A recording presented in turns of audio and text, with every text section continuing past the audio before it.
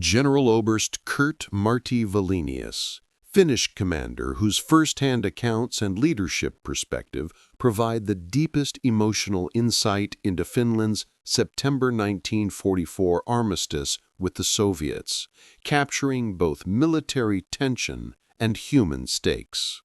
You do not abandon an ally in the midst of war. For decades, generals and soldiers alike have operated under this unbreakable rule. Nations, once bound by mutual necessity, stand firm together until the very last bullet is spent. Germany believed it implicitly. Its northern front, from Norway down through Finland, was thought untouchable. Its supply lines were fortified. Its intelligence trusted that the Finns, steeped in shared struggle against the Soviets since 1939, would never turn. And yet, rules, no matter how sacred, exist to be shattered.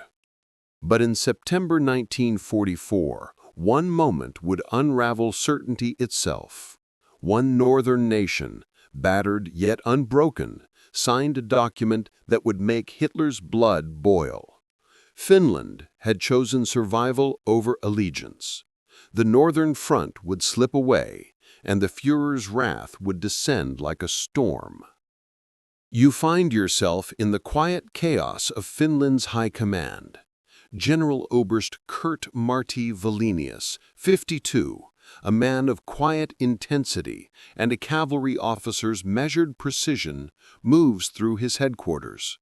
His face, lined from decades of campaigning, reveals little of the storm brewing inside him. A Finnish-born military strategist, Wallenius had fought in the Winter War of 1939, holding the line against Soviet juggernauts in sub-zero conditions, and now found himself again at the pivot of history. He knows the stakes. The Red Army is massing along the Karelian Isthmus. Soviet divisions, fresh and overwhelming, crushed defenses with numbers alone. 450,000 men poised to advance, backed by 2,700 tanks and 3,200 artillery pieces. And yet, Finland remains standing until today. Wallenius is informed of the armistice. The words hit him like a hammer to the chest. Finland will cease hostilities against the Soviets. They will withdraw from the war. German forces in the north, previously counting on Finnish cooperation, are suddenly isolated. Hitler's orders had always assumed Finnish compliance, and now the north is slipping from German control. You feel the tension building. Every map, every report, every whispered message carries the weight of impending collapse. The impossible action is not just a matter of strategy, it is a moral crucible, testing loyalty, courage, and the thin line between survival and annihilation. You stand on the frozen ridge outside Rovaniemi. The air bites at your cheeks, the wind shrieking through pines that lean as if to watch the retreat unfold. Every branch is heavy with early snow. You smell smoke and diesel, mingling with the acrid tang of burning timber. Wallenius is there, clipboard in hand, tracing lines that represent roads, rivers, and railways, every one a potential death trap for the retreating Germans. The German 20th Mountain Army, once a formidable force of 200,000 men, is now a moving mass of exhaustion and anxiety. 48,000 soldiers, 1,200 trucks, 3,500 horses, and countless supplies must negotiate terrain that is merciless and unfamiliar, all while avoiding Soviet interception. Every kilometer is a negotiation with nature itself. Frozen rivers crack under the weight of retreating vehicles. Bridges groan, then shatter with a terrifying crash. The earth itself seems to conspire against you. You hear the first explosions at 0530. A fuel depot near Kemijärvi detonates prematurely. Flames lick the sky 100 feet high. Men scream. The heat is blinding. You can feel it on your face even 200 yards away. Vehicles within a 500-yard radius are incinerated. Wallenius does not flinch. He reroutes the columns to a frozen forest trail, narrow and treacherous, barely wide enough for trucks to pass in single file. Each step requires calculation, courage, and luck. You watch soldiers fall. Frostbite bites at their toes, fingers, and noses. A lieutenant stumbles, dragging a frost-bitten hand across a snowbank, leaving bloody streaks that freeze almost instantly. A horse collapses, its rider shouting instructions as he struggles to lift it, then abandoning it to continue the retreat. Wallenius issues orders in clipped Finnish, German, and sometimes English. Detach Supply Convoy 3. Move west. Blow the bridge after the last truck passes. Maintain radio silence. Time is 40 minutes. Then comes the firestorm. The Soviets, sensing weakness, shell an abandoned village along the retreat path. Timber splinters, roofs collapse. You hear the cries of civilians mingling with artillery fire. Wallenius's staff shouts coordinates, trying to avoid civilian casualties. Every second is measured in life or death. You march alongside columns of vehicles. Trucks grind through icy ruts. Wheels spin in frozen mud. Exhaust fumes hang in frigid air, condensing into clouds that burn your lungs. Soldiers hum a cadence to maintain morale, voices stiff and thin in the cold. Each man carries at least 50 pounds of gear, weapons, rations, and ammunition. Horses pull cannons, their breath steaming like small clouds. At 08:15, disaster strikes again.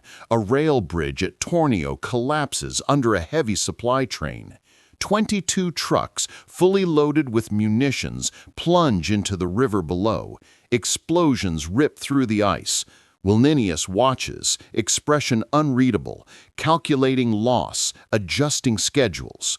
No time for lament, he murmurs. We move or we die. You see Wallenius in action, walking along the front, speaking to platoon leaders, calming soldiers, directing engineers to shore up temporary crossings. He coordinates the evacuation of a hospital train filled with wounded German soldiers. Medical staff carry stretchers through snow, avoiding artillery fire, as Wallenius ensures the safe extraction of 360 men. By midday, columns reach the Lapland mountains. 5,000 troops face sheer cliffs, frozen slopes, and narrow trails. Vehicles slide, almost toppling. Horses slip, legs breaking, hooves scraping ice. Wallenius personally scouts the route with engineers, timing each vehicle to avoid bottlenecks. Every miscalculation could mean hundreds trapped, captured, or killed. You feel the tension of 24-hour shifts. Men operate without sleep, without warmth. Some collapse from exhaustion. Others freeze in place, unable to lift hands or legs. Radios crackle with updates. Convoys stalled near Kemi need engineering support. Wallenius barks instructions. Teams arrive laying temporary corduroy roads, logs across snow and ice. Trucks inch forward. Horses pant, sweat freezing on their flanks. Even as the retreat continues, sabotage is essential.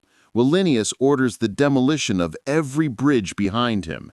1,200 bridges in Lapland, dozens each day.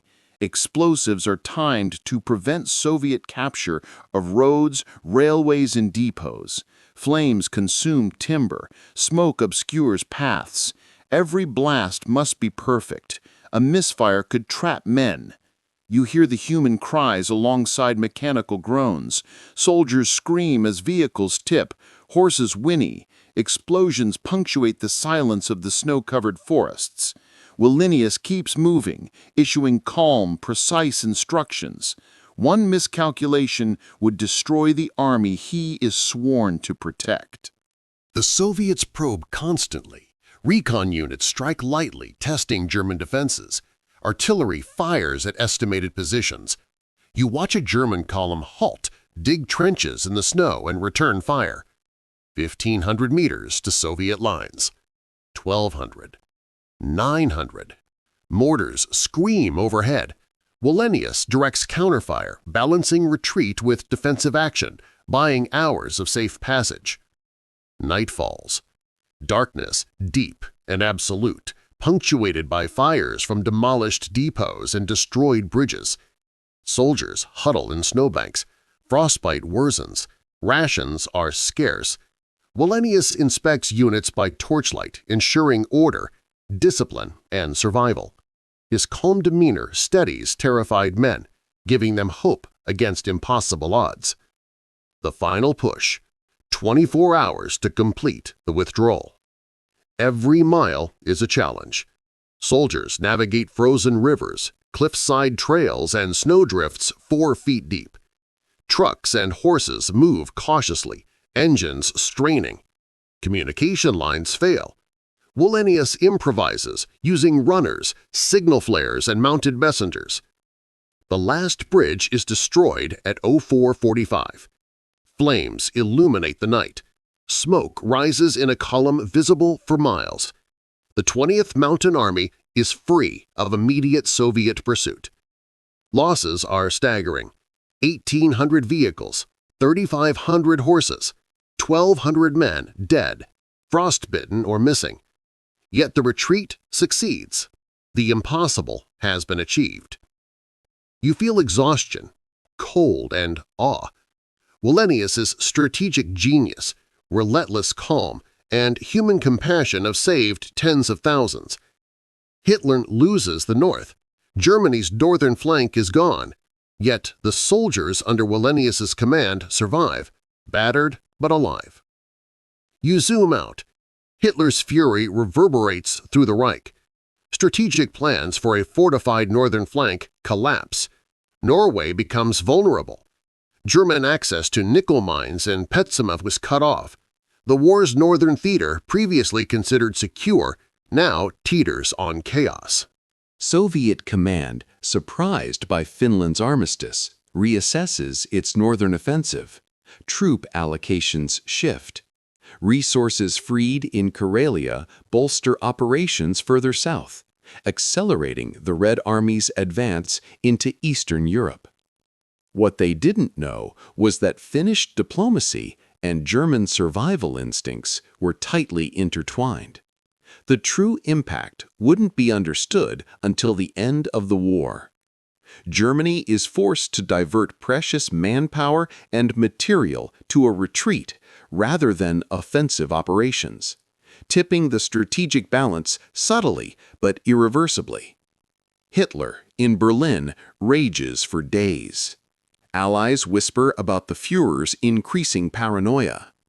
Finland has demonstrated that no alliance, however convenient, is permanent. One nation's survival instinct can rewrite the calculations of a world war. You return to Wallenius, who, after the war, fades into a quiet life. He writes memoirs, recounting the armistice, the retreat, and the human cost. Soldiers remember him not for anger or grand speeches, but for calm in chaos. For decades, his story remains overshadowed by larger campaigns. But for the men of Lapland, his guidance was the difference between life and death. To this day, military historians cite the Lapland withdrawal as a case study in leadership under impossible circumstances. The soldiers who survived recall frostbitten nights, burned bridges, and the unyielding calm of a commander who refused to surrender his men's lives to chance. If this story moved you, please hit that like button. Every click tells the algorithm this piece of history is worth remembering. We're dedicated to rescuing these forgotten stories from the archives. If you want to join us on this mission, please subscribe and turn on notifications. Where are you watching from? Drop a comment with your city or state and tell us if someone in your family served. Thank you for ensuring that Kurt Marty Wallenius and the 50,000 men of the Lapland front do not disappear into silence. They deserve to be remembered.